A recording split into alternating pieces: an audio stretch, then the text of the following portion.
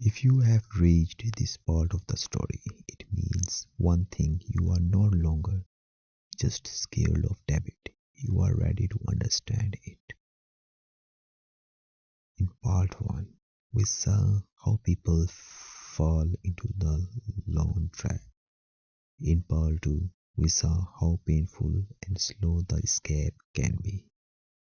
Now, in the third part, we talk about the most difficult lesson of all: how to live after debit without falling back into it. Because escaping loan is not the finish line, staying free is the real challenge. This is where Ahmed's story truly changes. The strange emptiness after debit. When Ahmed cleared his last loan, he expected happiness, he expected excitement, he expected relief. Instead, he felt something unexpected. He felt empty. For years, his life revolved around EMIs, due dates, and fear. Now suddenly there was silence, no bank messages, no anxiety, no pressure. Freedom felt unfamiliar. This is something nobody talks about. Debit keeps people busy. Freedom forces people to think. Why many people return to debit? Most people who escape debit fall back into it within a few years. Not because they are careless, but because they never change their thinking. Ahmed realized something dangerous. Without debit, his money felt extra. That feeling is risky. When money feels extra, spending becomes careless. Careless spending slowly invites debit again. Freedom requires new rule. Redefining what money is for. Earlier, money was for survival. Then money became a source of stress. Now Ahmed had to redefine money's purpose. Money was no longer for showing success. Money was no longer for temporary comfort. Money was for stability, choice, peace. This mental shift mattered more than income. Learning to pause before every financial decision.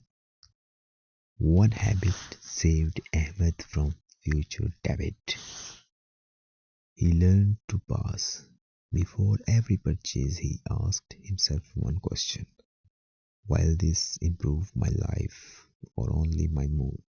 Most purchases improve mood, not life. Mood fades quickly, payments remain.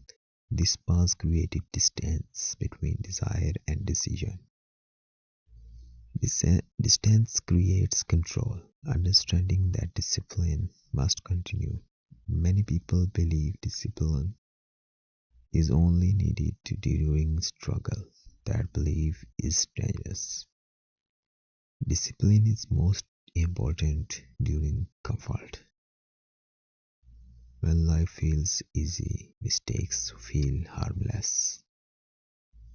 But repeated harmless mistakes create new chains. Ahmed kept his discipline even when life improved.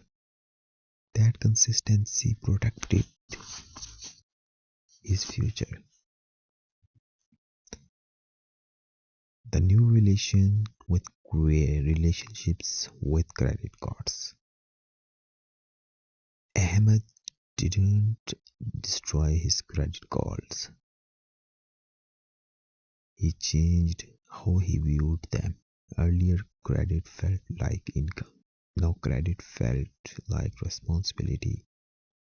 He used credit only when he already had the cash. He could clear the bill immediately. Credit became a tool, not a lifeline. This difference changed everything. Another question raised here from this story: why rewarding yourself can be dangerous?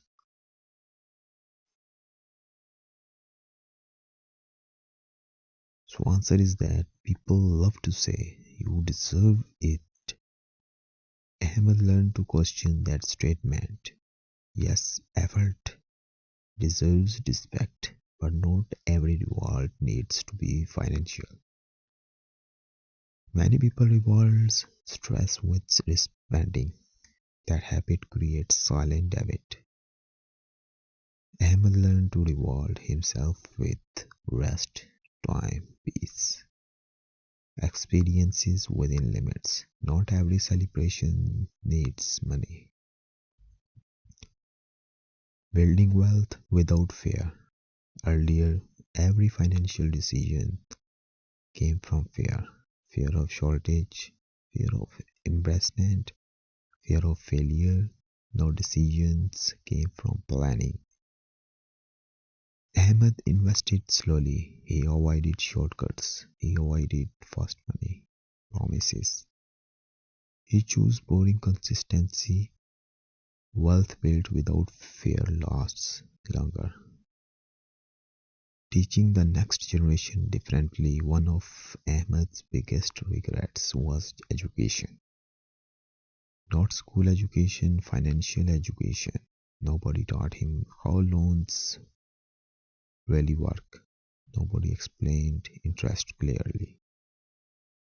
Nobody warned him emotionally. Ahmed decided to change that. He spoke openly with younger family members. He explained mistakes honestly. Breaking the cycle became his responsibility. Social pressure does not disappear. Even after debate, pressure remained. People still compared cars, people still compared lifestyles, people still judge progress. Hamel learned an important truth: people don't live your consequences, you do. This realization made ignoring noise easier. The power of saying no calmly. Earlier, Ahmed said yes to avoid embarrassment. Now he said no to protect peace, no to unnecessary expenses, no to social competition, no to emotional spending. He did not explain himself. A call no is a powerful boundary. Why slow growth is safer growth? After debate, many people rush to grow fast. They want to recover lost time. Their rush creates new risk. Ahmed chose slow growth, slow savings, slow investings, slow upgrades. Slow growth is stable growth. Recognizing early warning signs. Ahmed learned to watch for danger signals. Warning signs included justifying unnecessary spending, feeling bored with simplicity, comparing lifestyles again, thinking debit is manageable, awareness prevented repetition, patterns repeat when ignored. Money does not fix emotional gaps. This lesson came slowly. Debit was never just about money, it was about self worth, validation, security. Without addressing these emotions, money alone changes nothing. Ahmed worked on emotional stability. Stable emotions create stable finances. Redefining success. Earlier, success meant bigger house, better phone, expensive lifestyle. Now, success meant peaceful sleep, zero fear, freedom of choice. This definition protected him from future traps, helping others without destroying yourself. Ahmed learned another hard lesson. Helping others financially without boundaries can create debt.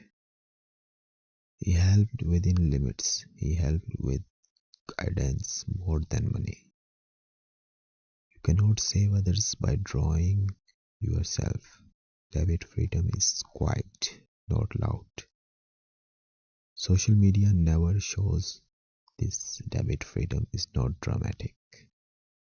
It is quiet. No panic, no excitement, no urgency. Just calm days and stable nights. That quiet is priceless. Ending. If you are listening to this and still trapped in loans, remember this: debit does not mean you failed, it means you are human without guidance. Freedom does not require perfection, it requires awareness and patience. And staying free requires wisdom. Remember this line: the goal is not to escape debit once, the goal is to build a life where debit is no longer attractive. When money stops controlling your emotions, it stops controlling your life. That is real wealth.